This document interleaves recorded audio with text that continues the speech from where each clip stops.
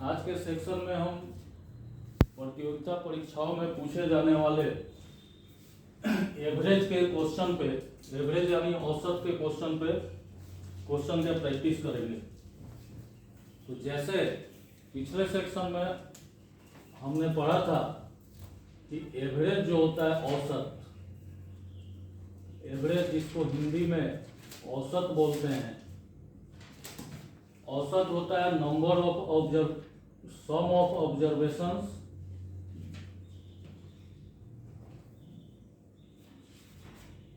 Divided by number of observations.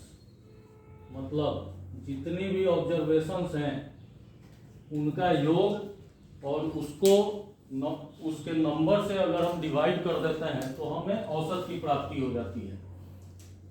अब एक question है कि a man bought 5 shirts at ₹450 each, 4 trousers at ₹750 each and 12 pairs of shoes at ₹750 each. What is the average expenditure per article? मतलब एक आदमी 450 रुपए के हिसाब से 450 रुपए प्रति शर्ट के हिसाब से 5 शर्ट खरीदता है, 750 रुपए प्रति ट्राउजर के हिसाब से 4 ट्राउजर खरीदता है और 750 रुपए एक जोड़ी जूते के हिसाब से 12 जोड़ी जूते खरीदता है। तो उसका एवरेज एक्सपेंडिचर मतलब औसत खर्च क्या है एक आर्टिकल पर। अभी हम जानते हैं कि एवरेज क्या होता है, sum of observation divided by number of observations. तो सबसे पहले तो हम ये देख लेंगे कि 5 शर्ट, 4 ट्राउजर और 12 जोड़ी जूते खरीदने में उसे कितने पैसे लगे। तो टोटल एक्सपेंडिचर हम इसको कैसे लिख सकते हैं, कुल खर्च उसका हो जाएगा, टोटल एक्सपेंडिचर कुल खर्च क्या हो जाएगा। एक शर्ट उसने 450 का खरीदा है तो 5 शर्ट खरीदने में 5 × 450, एक शर्ट 450 का तो 5 शर्ट खरीदने में 450 × 5 प्लस एक ट्राउजर उसने 750 का खरीदा है तो 4 ट्राउजर खरीदने में 4 × 750 प्लस एक जोड़ी जूता उसने 750 का खरीदा है, 12 pair of shoes at ₹750 each, तो 12 × 750 ये इसका हो गया कुल एक्सपेंडिचर, कुल खर्च। तो ये कितना हो गया, 5 × 450 2250 प्लस 4 × 750 3000 प्लस 12 × 750 9000। ये टोटल कितना हो गया, टोटल हो गया 14250। ये इसके कुल खर्च हो गए। अब नंबर ऑफ आर्टिकल कितना है, नंबर ऑफ आर्टिकल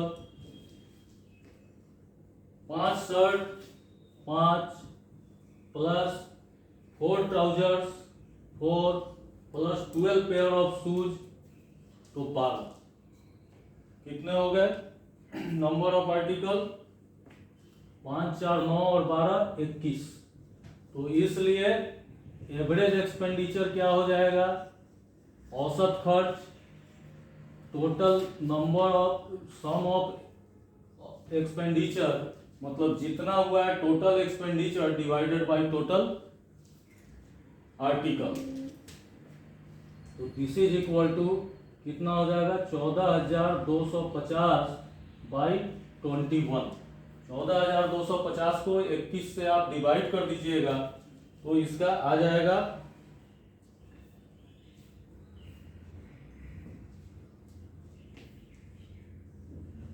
678.57। यही आंसर हो जाएगा।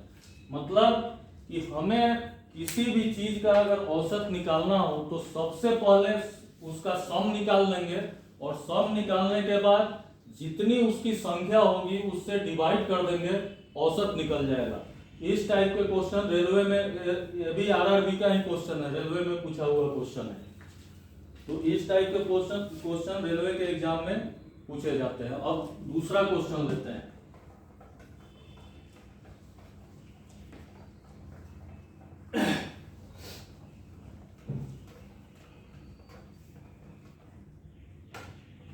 दूसरा क्वेश्चन थोड़ा टिपिकल है। क्वेश्चन है कि 13 chairs and 5 tables were bought for rupees 8,280. If the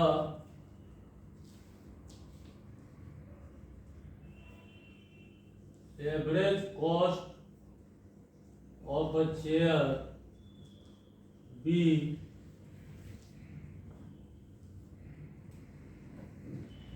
if the average cost of a table, chair नहीं table,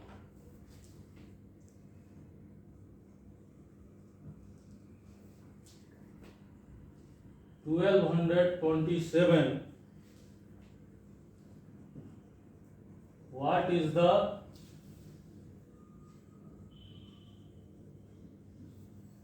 average cost of a chair?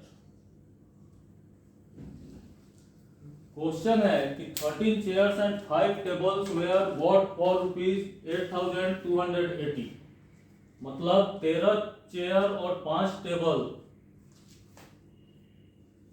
Total 8,280 रुपए में खरीदे गए। कितने? 13 चेयर और 5 टेबल।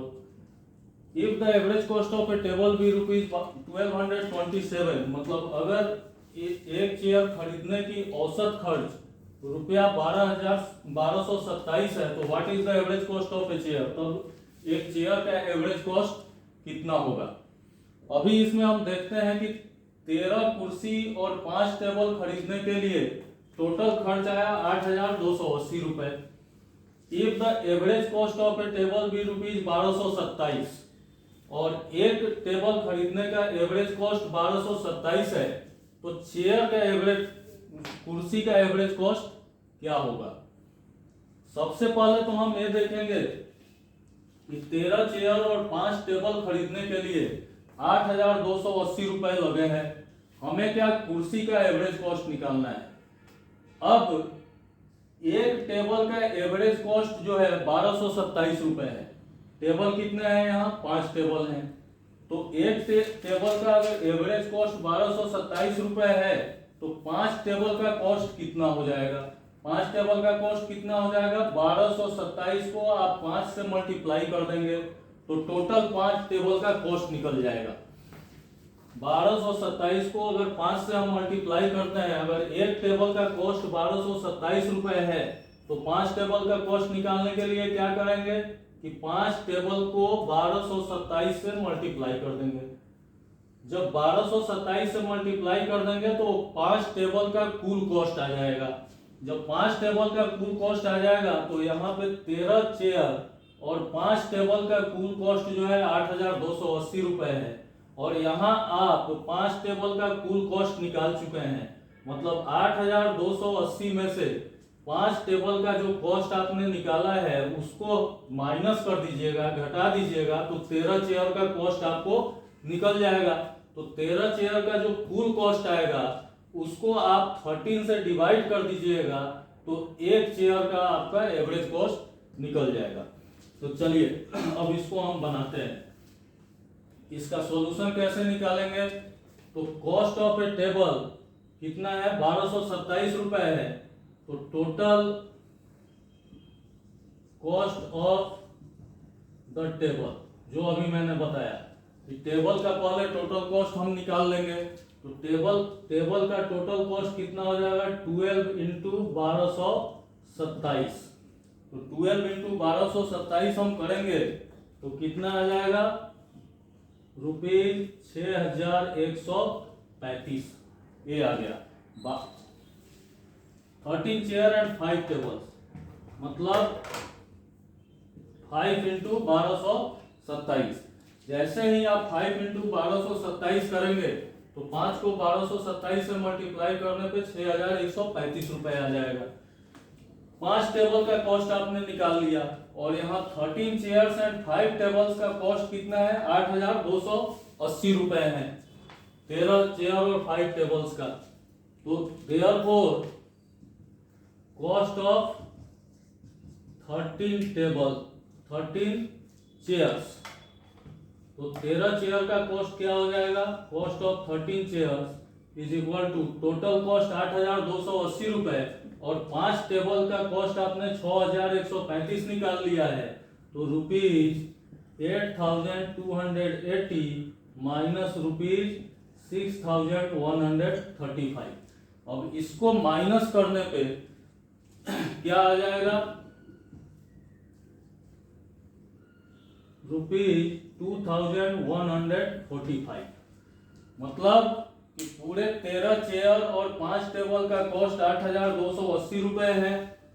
एक टेबल का एवरेज कॉस्ट 1227 रुपए है तो 5 टेबल का जब आपने कॉस्ट निकाल लिया 6135 रुपए तो 13 चेयर का कॉस्ट अपने आप निकल जाएगा। कॉस्ट ऑफ 13 चेयर्स 8280 में से 6135 को आप माइनस कर दीजिएगा तो 2145।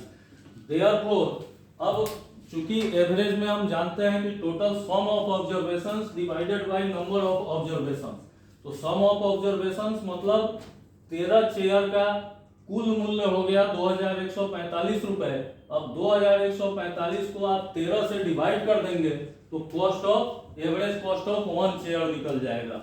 देयरफॉर एवरेज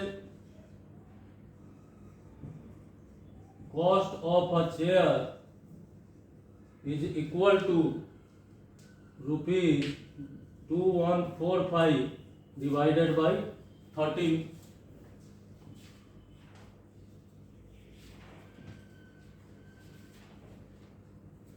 मतलब ₹165। ये आपका आंसर हो गया। तो एवरेज के क्वेश्चन में प्रैक्टिस करने की जरूरत है। इसी तरह से अभी और भी क्वेश्चन का प्रैक्टिस मैं करवाता हूं। अभी एक क्वेश्चन है,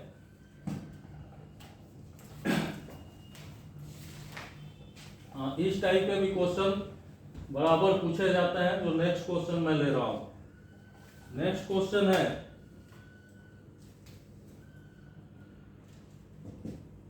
the average of 5 consecutive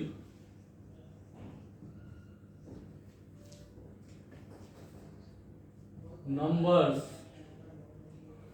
A, B, C, D and E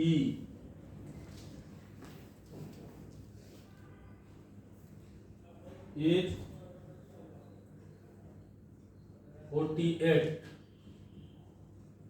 What is the product of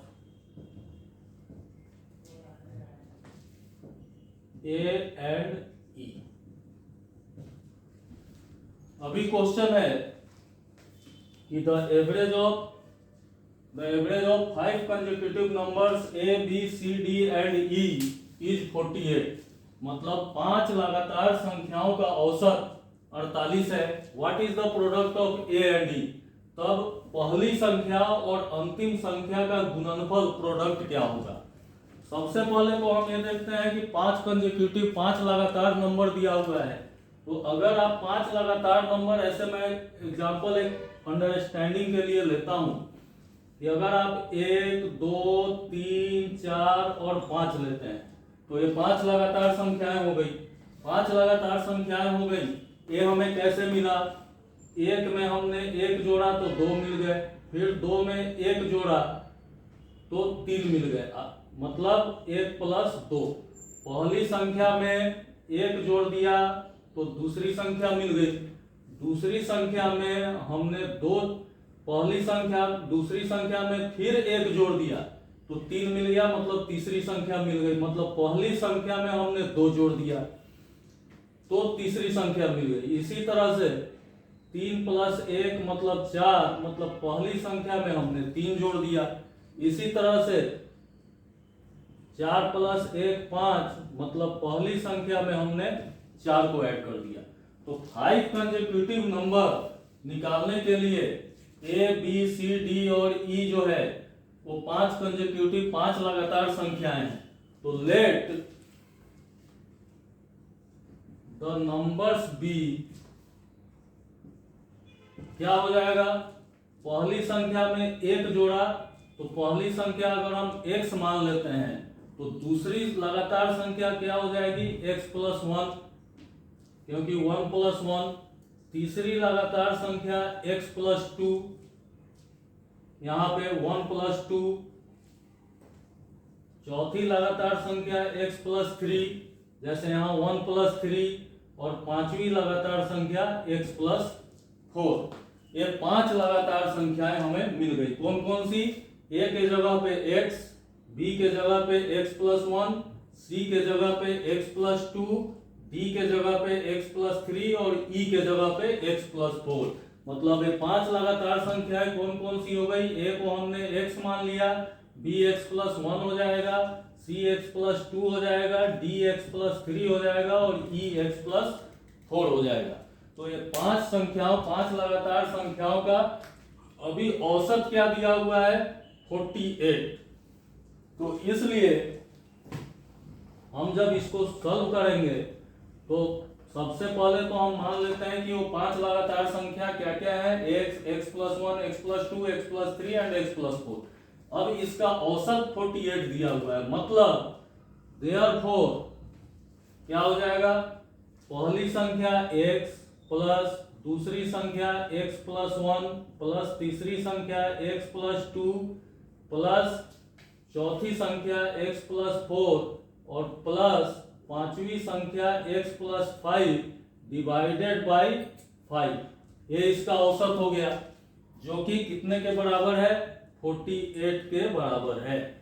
औसत देख लीजिए, औसत मतलब sum of numbers divided by number of numbers is equal to औसत। तो ये 5 संख्याओं का औसत 48 दिया हुआ है, मतलब कि x x x x और x, ये कितना हो जाएगा, 5x प्लस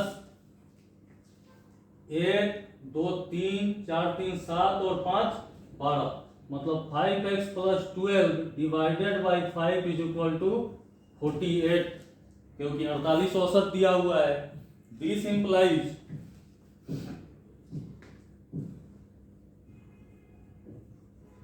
5x + 12 कितना हो जाएगा, 48 × 5, 48 ×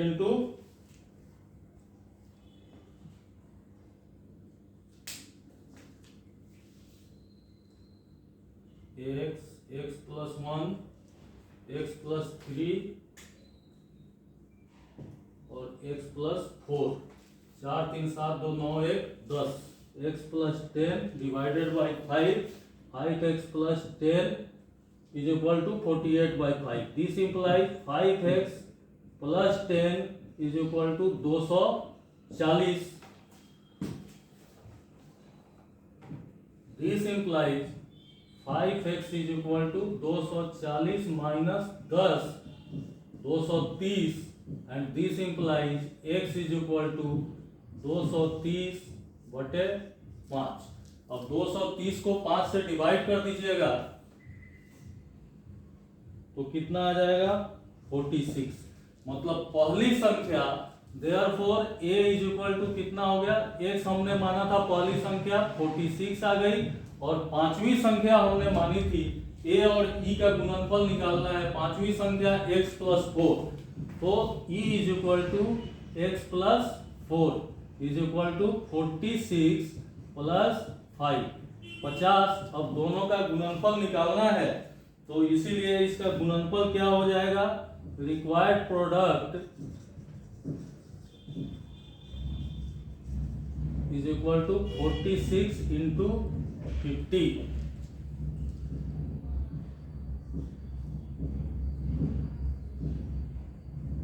2300।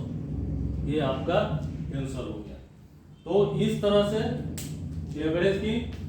एवरेज को बनाते हैं। सेम उसी तरह नेक्स्ट एक और क्वेश्चन मैं लेता हूं।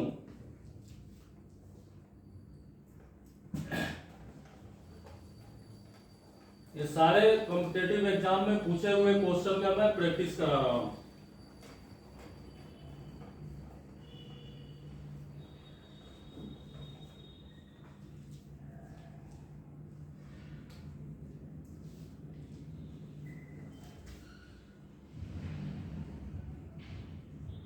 The average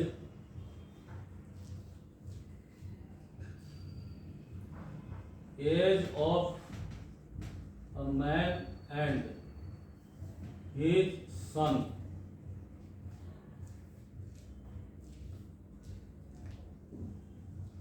is 40 years.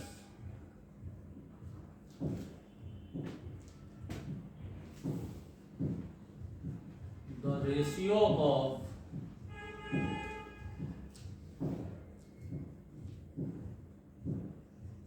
their ages be 11:5 respectively.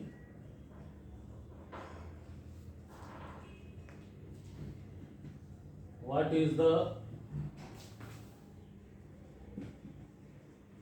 son's age? ये जो है सीपीओ में पूछा हुआ क्वेश्चन है। सीपीओ में भी पूछा हुआ है, बैंक रिक्रूटमेंट में भी पूछा हुआ है।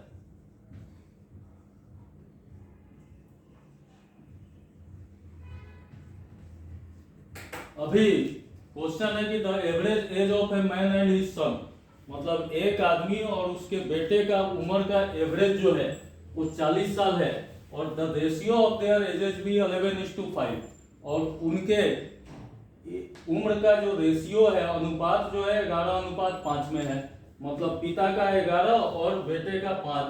What is the son's age? तो बेटे का उम्र क्या है? यहाँ दो ही आदमी है, एक आदमी है और दूसरा उसका बेटा है, मतलब टोटल एज डिवाइडेड बाय 2, मतलब उनके दोनों के एज का सम जो है, और उसको 2 से जब हम डिवाइड करते हैं तो वो कितना मिलता है हमें? 40 साल मिलता है। आदमी का उम्र और प्लस उसके बेटे का उम्र, और उनका रेशियो क्या है उम्र का? 11:5 के अनुपात में है। तो आदमी का उम्र हम मान लेते हैं 11x, और उसके बेटे की उम्र हम मान लेते हैं 5x। तो let the man's age is equal to 11x and the son's age is equal to 5x। तो इसका रेशियो क्या हो जाएगा? देयरफॉर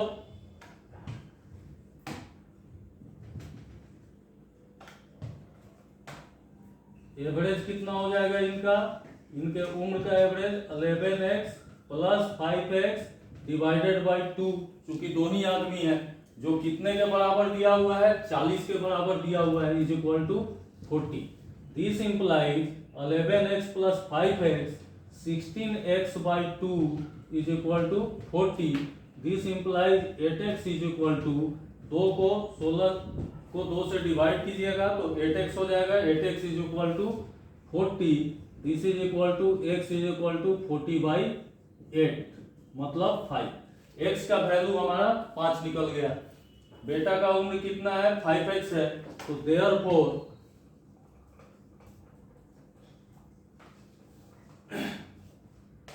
देयरफॉर सन्स एज, बेटे का उम्र क्या हो गया?